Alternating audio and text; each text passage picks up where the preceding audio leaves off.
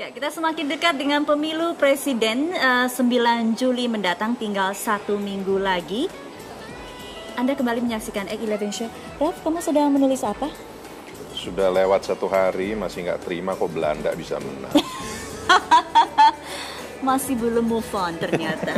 Raf, fokus ya, fokus. Oke. Kita ngomong tulisan nih soalnya ya, tulisan. di segmen ini. Ya, karena mungkin ini banyak yang belum tahu ya, ternyata goresan, tanda tangan ataupun tulisan ini memiliki makna dan ternyata karakter seseorang itu bisa dibaca melalui tulisan kita. Iya, nah ini kita akan bahas lebih banyak tentang grafologi ini, terutama terkait dengan Pilpres.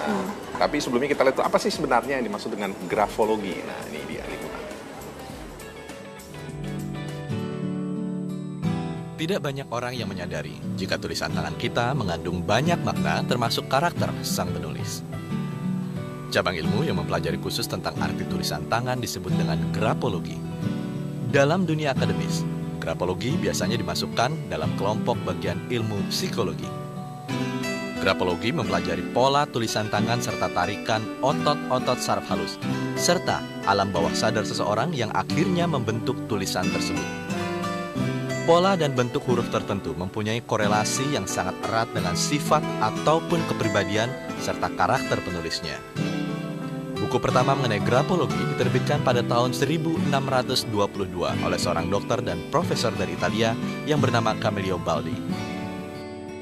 Namun sebenarnya, cabang ilmu ini sudah lama digunakan bangsa Cina sejak zaman sebelum Masehi untuk menilai karakter atau pribadi seseorang. Setelah melalui riset di zaman modern ini ditemukan fakta mengenai gerakan otot-otot halus jari-jari tangan yang membuat terjadinya tulisan ternyata sangat erat kaitannya dengan pikiran bawah sadar sang penulis.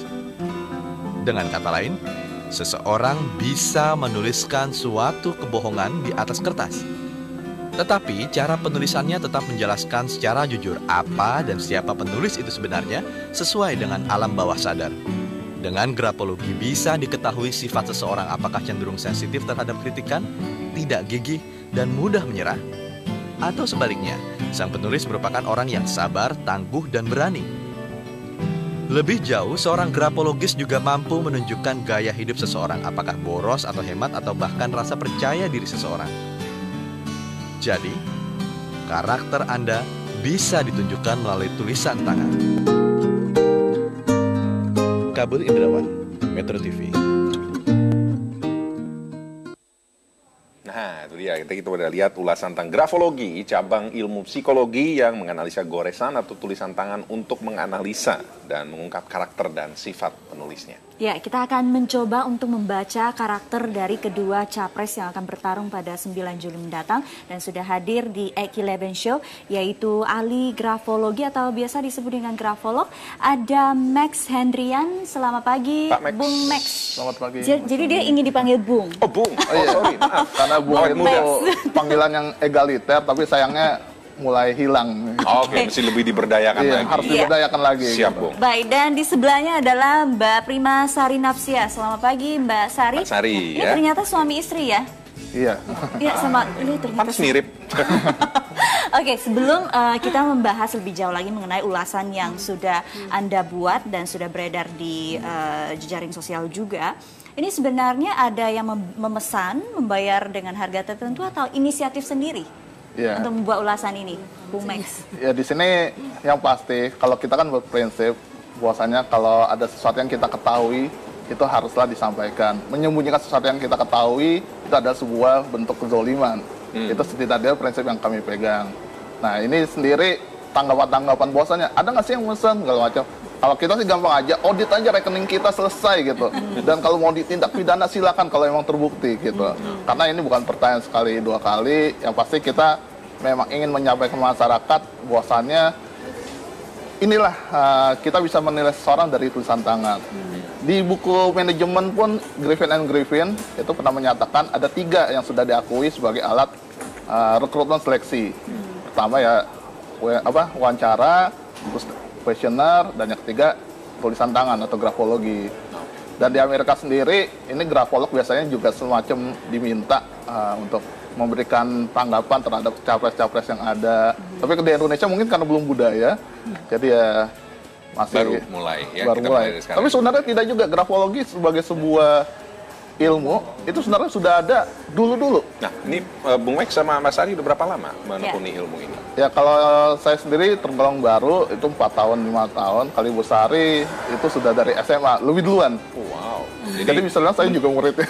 Oh, muridnya, makanya saya mau tanya, menurunkan ilmu juga. Ke Bung Max. Tapi bagaimana caranya sih bisa membaca karakter seseorang dengan hanya goresan atau tulisan? Dan kadang kan kita tahu ya, tulisan itu bisa berubah-ubah ya. Betul. Sesuai dengan mood kita, mungkin lagi buru-buru tulisannya jadi berbeda. Caranya gimana membacanya? Di kami itu biasanya konsisten, jadinya kami biasanya suruh menulis sekitar 15 baris. Nanti di sekitar di baris yang keempat atau kelima itu sudah kelihatan konsistennya karakter dia. Apakah pada saat itu dia sedang sedih, atau sedang marah, atau sedang frustasi, atau sedang gembira, atau sedang bahagia. Nah, biasanya juga kalau kita mau lihat juga nih, apakah sedang bahagia, pada saat dia tercinta, biasanya dia nulisnya juga berbeda pada saat dia sedih. Seperti itu. Itu akan terlihat dari tulisan tangannya. Oke, jadi kalau lihat tulisan Ralph nih lagi sedih nih. Timnya kalah soalnya. Bukan rahasia di sini. Jadi kalau kita ke tulisan tangan kedua capres ini dari mana Bung Max, Mbak Sari bisa dapat sampel tulisan dan juga tanda tangan ya, tanda tangan keduanya? Iya, yang pertama memang kita dapatnya itu dari internet sendiri. Tapi kemudian kami cross check. Itu kami kan melakukan analisis jauh sebelum Pilpres mengerucut kedua ya. Waktu itu masih 3. Jadi masih ada ARB, Prabowo dan Jokowi. Dan kemudian ada seorang rekan juga wartawan, kami tanya nih valid nggak, soalnya kami juga ingin sedikit publish analisis kami. Dan kemarin itu mengerucut, semakin yakin bahwasannya yang kami dapat ini otentik ketika kami diminta wawancara oleh sebuah majalah juga. Nggak tahu apa sebutkan atau enggak, yang penting diwawancara dan tulisan kami juga dimuat. Dan kami tanya, sumber yang kami gunakan ini karena levelnya kan udah majalah ya, skalanya nasional, dan kalau udah itu kan berarti pertanggungjawabannya lebih berat. Maka saya tanya, sumber yang ini saya otentik nggak gitu? Dan dia mengatakan, oh iya mas, ini udah otentik gitu. Yakin, soalnya kalau seandainya Anda otentik, Anda bertanggung jawab gitu. Karena kami dapatnya memang dari internet dan sebagainya. Paling memang ada beberapa teman yang memang aktif di beberapa organisasi mengatakan, saya tidak tahu kalau tulisan tangan sebelahnya lagi, tapi untuk tulisan tangan Jokowi ini karena ada teman yang memang kenal dekat, akses itu bilang, iya itu betul, asli ya? gitu. Asli. Sedangkan satu belum dapat akses yang bertanya langsung, kecuali dari wartawan, ya. Tapi setidaknya dari wartawan ini mengatakan, iya itu asli. Gitu. Oke, jadi Mbak Sari menghabiskan berapa lama untuk bisa akhirnya menyimpulkan bahwa karakter si nomor urut 1 begini, nomor urut 2 begini. Butuh waktu berapa lama untuk menganalisa itu? Pertama kita harus punya sekitar, kalau kami sih sekitar nggak sampai sebulan ya, seminggu lah kita tanya dulu. Pertama kita dapat dari media sosial kan, yang seperti ini tulisan Pak ARB, Pak Jokowi dan Pak Prabowo. Pak Prabowo. Terus kita ada tadi yang disampaikan Pak Max juga, yang tadi itu dari beberapa wartawan yang meng-cross itu benar. Dan itu langsung sekitar 2 hari sehari juga langsung bisa kita analisa gitu. Oke, kita mungkin langsung saja ya lihat ya. Kita akan mulai menganalisa dulu satu-satu. Di layar terlihat yang dipegang sama Mbak Sari kan. Kalau kita perbesar di layar, seperti apa yang bisa ditangkap kalau dari tulisan yang kita lihat saat ini? Oke. Mungkin sebelum saya memulai sendiri, artinya demi objektivitas, karena seringkali ketika kami memberikan analisis, tentu saja di situasi politik yang jujurnya cukup kayaknya paling panas kayaknya sekarang ini kayaknya paling panas gitu dibanding sebelum-sebelumnya. Bahkan di udara dingin masih terasa panas. Artinya kami mengatakan demi objektivitas, kami selalu menyebutkan buku yang kami rujuk, bukan bisa dilihat literatur. Ini bukan promosi ya. Oh iya, bukunya. referensi. Ini referensi utama. Nanti halaman-halamannya akan kami sebutkan juga. Artinya kami merujuk pada halaman berapa. Ini yang pertama, yang di Gramedia sendiri ini termasuk buku ya bestseller. Tapi kayaknya nggak tahu ada bisa didapat atau enggak sekarang ini. Jadi ini karya-karya Christine Amin. Dan satu lagi sebenarnya ini grafolog Indonesia juga, yang cukup punya nama juga, yaitu Bayu Liutrianto. Mungkin juga beberapa pemirsa ini sudah pernah menemukan buku ini, atau mungkin pernah ikut workshopnya juga. Jadi silakan nanti demi objektivitas merujuk Bisa pada dua dicek literatur ya. ini gitu. Oke. Nanti ada beberapa yang kami sebutkan yang kami ambil dari buku ini. Ya. Baik. Nah, Langsung kita lihat bagaimana tulisan Jokowi secara keseluruhan, apa yang bisa dibaca dari tulisan ini. Nah, yang pertama mungkin nanti bisa dilanjutkan ke Ibu Sari secara bergantian saja sini. Cukup mengejutkan ketika kami pernah berdialog. Artinya saya sebelum masuk ke analisis ingin cerita dulu. Bahwasanya inti grafologi prinsipnya sederhana, melihat apa adanya. Itu yang pertama. Terus yang kedua ada juga asosiasi. Asosiasi ini melihat misal bentukan ini kira-kira seperti bentuk apa ya, atau seperti apa gitu. Oke. Tekniknya sederhana. Nah, Kita terapkan langsung. kita terapkan. Nah, Yang pertama ke surat Prabowo dulu. Mungkin Prabowo dari Prabowo dulu. dulu ya. Sesuai nomor urut lah. Karena sangat menarik. Sini Ya, seperti yang dipegang Mbak Sari ya, sama Bung Max di situ. Oke. Ya. Ada tulisan dan tanda tangannya. kami pernah berdialog sama orang yang bahkan dibilang tidak berpendidikan pun ketika melihat tulisan tangan dan tanda tangan Prabowo, selalu yang disorot pertama satu, Apa? P-nya. Kenapa? Tanda tangan Tanda P. tangan Yang di P-nya. bawah layar itu ya, Iya. pemirsa Apa ya. yang salah di situ? Ada yang salah. Nggak ada yang salah. Artinya gini, Pribadi kan. salah benar itu tergantung pada penempatannya itu dulu. Nah, yang pertama, selalu komentar pertama, oh mas, itu tanda tangannya kok over apa kayak P-nya terlalu ini. Iya. Sampai si tukang tukang bubur yang ngajak dialog saya karena dia nanya ini dari dua ini yang mana yang baik. Saya nggak mau mendoktrin mana yang baik, saya kasih tulisan saya yang kebetulan waktu itu bawa. Dan cukup ajaib juga dia langsung menekan ke sini dan berkomentar kayaknya orang ambisius ya. Oh begitu tuh bisa di Iya. larinya ke sana gitu. Ya penasaran deh. Nah di sini sebelum masuk ke situ, di sini bisa dilihat di bukunya Bayu Lutfianto yang tadi saya gunakan itu di halaman 165. Jadi dia mengartikan kalau perhatiin baik-baik juga, sini tanda tangannya menjadi membentuk seperti figura. Bingkai. Atas bawah, bingkai. Kalau perhatiin. Nah itu apa? Maknanya apa? Sebagai ini suntar. Ya, Mbak Sari boleh tambahkan juga. Bisa bantu Mbak Sari? Nah, Ya. sebentar di sini lihat ini bisa sorot yang gambar ini. Oke. Kurang lebih sama. Oke. Artinya bentuk figura ini seperti ini. Diartikan juga bentuk Oh ya, figura. P-nya mirip ya, Mirip gitu ya, kan? gitu, betul. Nah, apa yang bisa diartikan? Jadi menunjukkan sikap ketakutan berlebihan menurut Bayu Lutfianto. Ketakutan berlebihan adalah ya bentuknya seperti ini, salah satunya. Ketakutan yang berlebihan. Ketakutan yang berlebihan. Kita nggak tahu apa Oh, yang iya. ditakutkan. Ini itu kan tafsir dari- harus di ya. penafsiran seperti itu. Nah, selain itu makna yang digali apa? Tanda tangan ini seperti berteriak pada kita, aku dengan duniaku, kamu dengan duniamu, dan aku ingin kamu tahu itu. Intinya terpisah. Ya bahasa nggak lo gue. Ya, ya, ya. Pesannya. Terus aku benar-benar berada di dalam benteng perlindungan dan aku betul-betul tidak ingin diganggu. Itu makna kedua. Yang ketiga yang ditafsirkan sama Bayu Lutfianto, aku takut ada gangguan mengancam diriku. Untuk itu aku harus berlindung. Terus yang keempat, aku merasa tak berdaya dan sangat membutuhkan perlindungan. Itu makna dari figura. Bingkai ya, bingkai. melindungi. Jadi seperti keong. Jadi kalau kita mau seorang awam nih, kalau kita lihat keong bagaimana, dia kan pengen melindungi badannya sendiri yang lemah. Seperti itu. Jadi kalau kita bentuk, apalagi keongnya terlampau besar, melebihi dari nama dia kan sebetulnya kan agak panjang ya. Nah itu sampai ke belakang, sampai ke O-nya. Melindungi sampai ke huruf terakhir Bener-bener ya. ingin melindungi. Nah ada sisi baiknya, kita pengen melindungi nih, misalnya melindungi Mbak ya. Tapi kalau kita terlampau melindungi, akhirnya kita jadinya apa? Otoriter.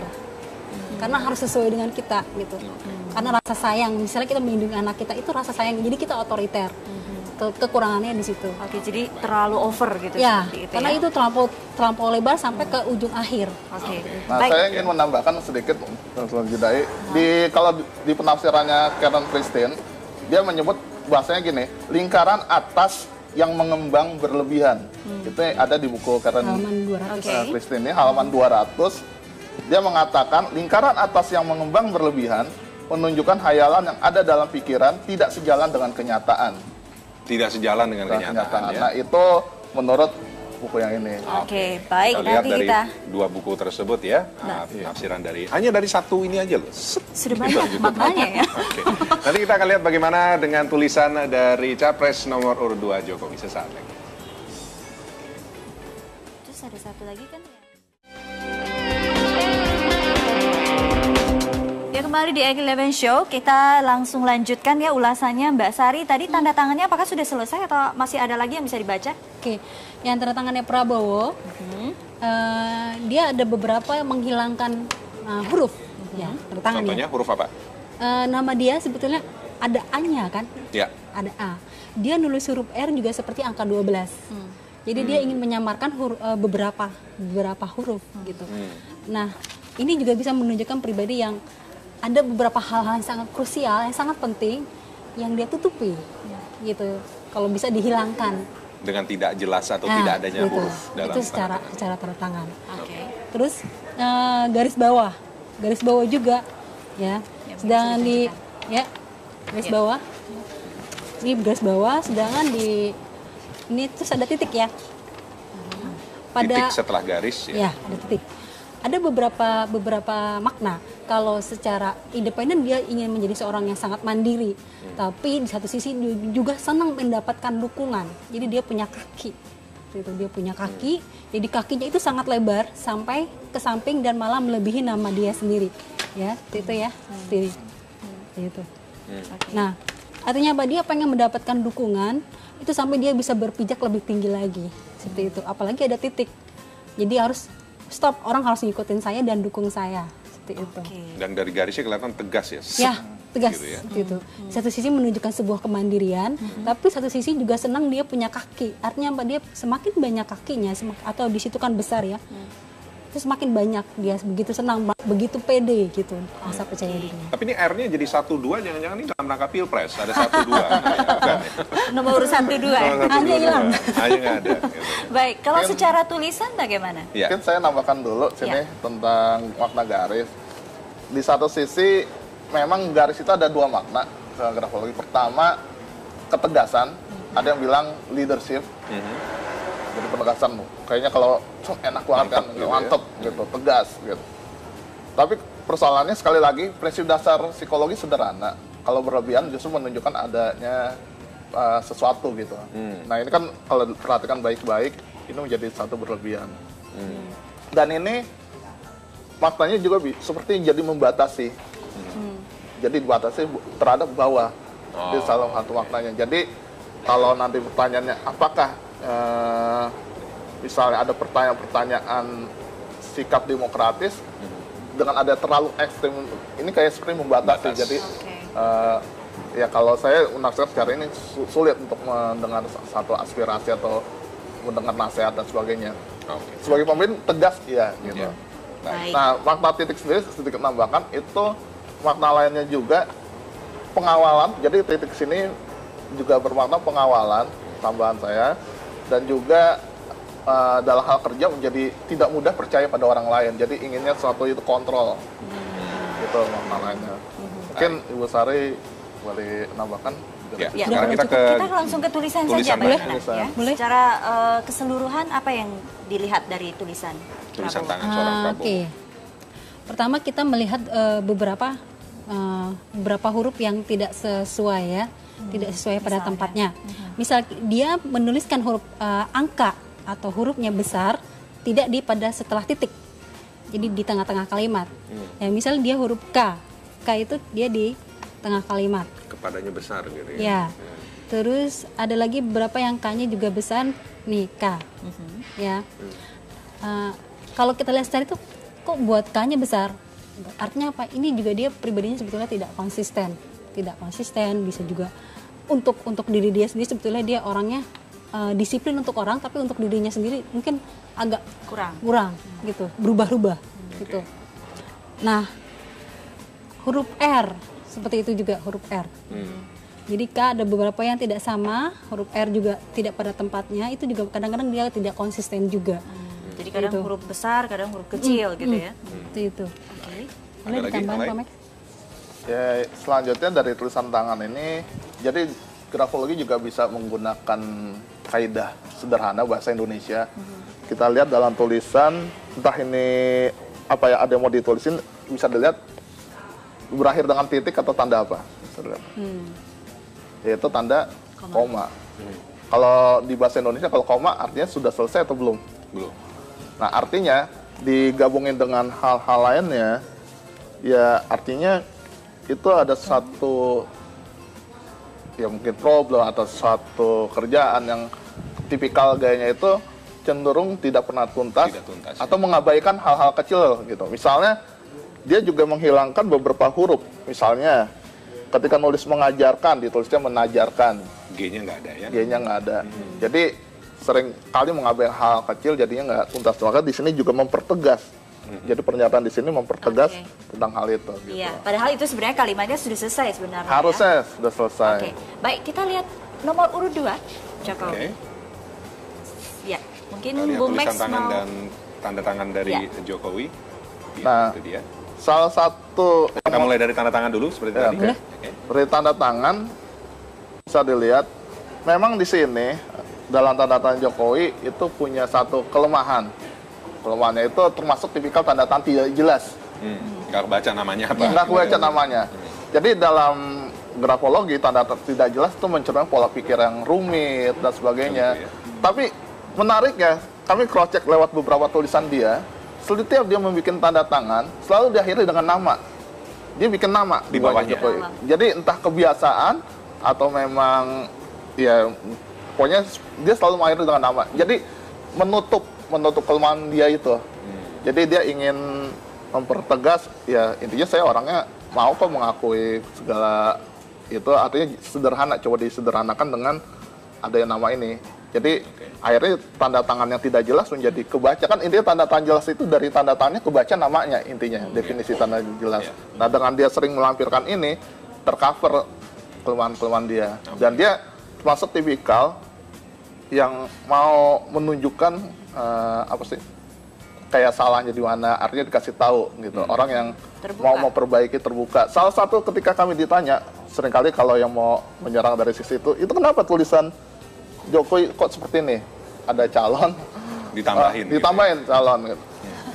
Sederhana kaidah grafologi ini, kita kalau seandainya ada sesuatu yang salah nulis, itu ada 2 cara yang biasa dilakukan. Pertama, mencoret, betul nggak? Coret, tulis ulang. Yang kedua, menyisipkan.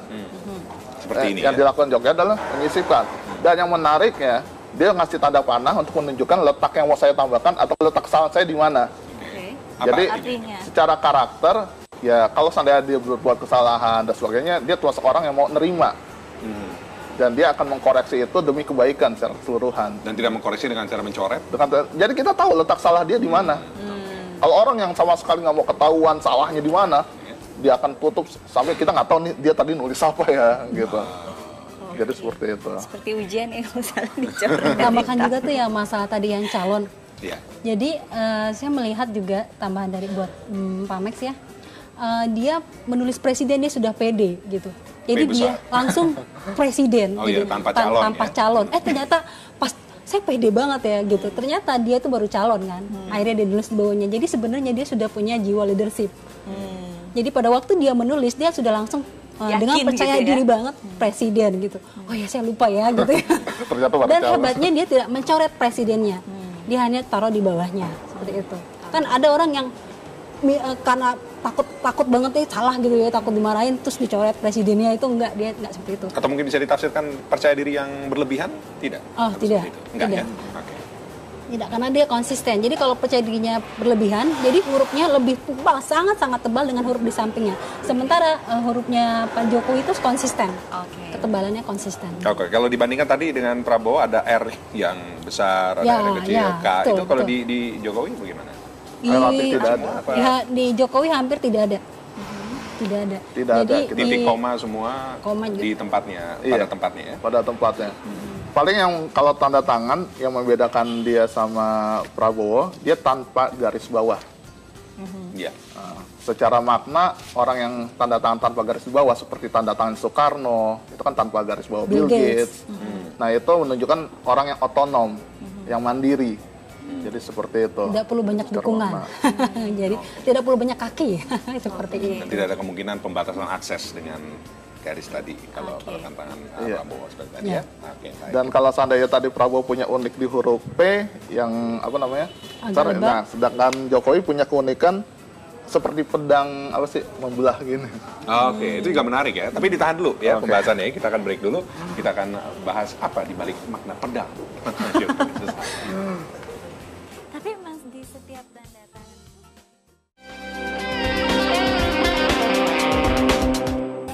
ya kita akan mengungkap misteri dari pedang tadi Oke, maksudnya dan apa. ternyata ada elemen-elemen lain selain pedang di tanda tangan Jokowi. Iya, jadi kalau di grafologi secara umum garis itu bermakna tegas. Ya. Nah, ketika pedang membelah, jadi maksudnya apa? Dia mampu membedakan, memilah istilahnya kehidupan pribadi dengan kehidupan sosialnya. Dan untuk memverifikasi semua yang tadi analis kan bisa di cross check misal dalam kehidupan nyatanya gimana. Artinya ini ruang pribadi saya nih ruang ya sosial, ruang politik dan sebagainya. Jadi dia mampu memisahkan. Oke. Jadi itu maknanya sendiri. Jadi ya dari sini kalau seandainya ya sedikit ada selentingan dibilang Jokowi itu orangnya kelemar-kelemar misalnya. Justru di sini kita bisa lihat banyak sekali tarikan tegas. 1, sini, 2, yang terakhir, 3. Sekali lagi makna garis itu tegas maknanya gitu. Oke. Lalu pedang terus kita bergeser Geser. sedikit ke kanan itu. Rapet tuh semua tuh kan. Ya, saya Itu ada tambahkan. maknanya yang sini Ya. ya. Tadi yang masalah pedang, ini juga kan, ini sebetulnya ada 2. Jadi tanda tangan dia 1, terus dipisah oleh pedang, terus tanda tangan lagi. Ya, artinya ini ruang publik dia, ini ruang pribadi dia. Jadi ruang publik, saya akan kuat. Ini 8 seperti angka 8. Ya, tanpa sadar dia membuat angka 8 yang artinya itu kokoh. Terus dia batasin, saya punya masalah pribadi, tapi saya tidak akan pernah menceritakan kepada orang yang tidak tepat. Misalnya bukan keluarga, bukan sahabat gitu. Kenapa dia begitu rapat menulisnya? Rapat. Jadi dia kalau punya masalah-masalah yang sangat krusial, mereka Pak Jokowi khususnya tidak mau menceritakan kepada orang-orang yang bukan yang terdekat, yang terpercaya gitu. Jadi nggak apa ya, istilahnya nggak curhat gitu kan. Misalnya gini, ada yang curhat gitu, saya habis di intel nih sama itu, dia bukan tipe seperti itu, karena dibatasi. Terus ini rapat-rapat ya, terus dia buat ke atas. Ini yang lucu di ujungnya Iya, ini ada kan. cabang seperti Ya, itu. kayak ranting ya. Ke atas, pertama dia buat ke atas. Oke, ke atas. Itu pribadinya menunjukkan pribadi yang optimis, semangat. Gitu ya. Tapi satu sisi dia juga sangat realistis. Juga pesimis gitu. Artinya boleh dong kita optimis boleh, cuman jangan sampai itu menjadi sebuah hayalan, obsesi. Karena kalau obsesi itu akhirnya jatuh stres kan. Nah, ini dia dari sini ke sini stabil. sini, gitu ya. ya. Ini stabil. Jadi dia nggak begitu panjang optimisnya. Pesimisnya juga nggak terlampau drastis banget sampai jauh. Jadi hampir sama dengan optimisnya. Oke. Atau menggapai ke atas tapi tetap berpijak di bawah. Ya, tuh, seperti itu. Imbang. Ya. Gitu kan. Ini sebenarnya bagian dari tanda tangan atau Oh, iya. kebetulan ada centangan tadi. di sini nih. Yang mana? Yang tadi yang tanda Kayak tanda centang itu di Centang, atas. ya. Nah, Saya ingin tanya kalau bentuk kayak gini, itu kira-kira diartikan apa? senyum. Senyum. Smile. Nah, memang secara grafologi itu ada di buku Karen sendiri. Ini artinya orang yang cenderung membuat huruf I, terutama I, tapi kemudian pengganti titiknya itu bentuknya gini. Centang. Itu artinya orang yang humoris. Oh, gitu ya. Jadi seperti itu. suka seni. Kemudian suka seni juga. Terus yang tadi yang tanda tangannya seperti ini cepat. Masih ingat kalau misal di operasi ada tut tut tut tut gitu. Iya. Kalau makin rapat artinya apa? Cepat. Jadi Gesit terkait orang. pola kerja dia tipikal gesit. Oh, Dan kalau mau di cross check sini dia banyak tulisannya itu lebih dominan zona bawah. Zona bawah itu ke bawah. Misalnya huruf bisa lihat Y, J dan sebagainya itu ke bawah. Jadi tipikal dia memang tipikal yang apa sih istilahnya? Kalau dibilang belusukan, dibilang kata pencitraan, enggak. Saya menafsirkan dari sini itu memang stylenya gitu seperti suka itu. turun ke bawah lah. Gitu. Turun ke bawah. Emang karakter. Bahkan kalau kami boleh kesimpulan, kami menyebutnya kinestetik murni. Jadi dominan. Nah, orang yang kinestetik jangan suruh di belakang meja, stres. Jadi gaya dia ya belusukan itu ya emang gitu karakternya gitu. Justru kalau suruh belakang meja dijamin 100% pasti dia stres. Jadi seperti itu. Waktu kita cukup singkat ya. Kita akan coba tarik kesimpulan dari ulasan Mbak Sari dan juga Bung Max, mulai dari Prabowo lalu Jokowi. Apa yang bisa ditarik dari kesimpulan? Dari kesimpulannya nanti bisa ditambah Max. Kalau dari saya ada beberapa huruf yang tidak konsisten gitu. Jadi saya melihat Pak Prabowo gitu ada beberapa huruf yang tidak konsisten. Jadi menempatkan huruf R di tengah-tengah tulisan. Terus menempatkan huruf K itu tanpa ada sebuah titik di tengah-tengah tulisan. Seperti itu. Dan tanda tangannya? Tanda tangannya juga ada beberapa yang dihilangkan. Seperti huruf R, itu R-nya juga tidak pada tempatnya. Aturan kan R-nya huruf kecil, tapi dia R-nya huruf besar. Terus huruf A-nya hilang.